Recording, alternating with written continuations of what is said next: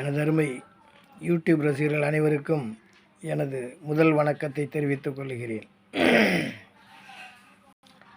இன்றைய நாளுக்கான குறள் அடக்கமுடைமை என்னும் அதிகாரத்தின் முதல் குறள்.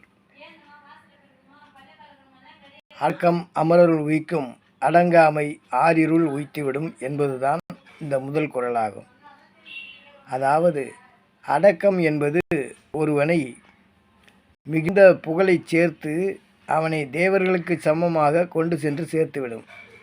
அதே சமயம் அடங்காமை என்பது அவனுக்கு தீர்க்க முடியாத பழிகளை ஏற்படுத்தி தீய செயல்களில் செலுத்தி அவனை மிகுந்த கெட்டவனாக மாற்றி தீர்க்க முடியாத பழியை அவனுக்கு கொண்டு வந்து சேர்க்கும். எனவே மக்கள் அனைவரும் அந்த தீய வழிகளில் செல்லாமல் நல்ல வழிகளில் நடந்து அடக்கமாக இருக்க வேண்டும். அடக்கம் என்பது எப்போதுமே நமக்கு மிகுந்த கை கொடுக்கக்கூடிய ஒன்று. எனவேதான் வள்ளுவரும் அதற்கென்று ஒரு அதிகாரம் கொடுத்து அதனை ஒரு தனி பிரிவாக ஆக்கி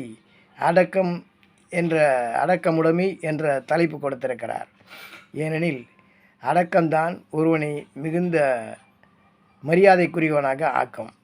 அதே சமயம் அடங்காமை என்பது அவனை தீய வழிகளில் செலுத்தி அவனால் மீள முடியாத துயரத்தை அவனுக்கு கொடுத்துவிடும் என கூற வருகிறார் வள்ளுவர். வணக்கம்.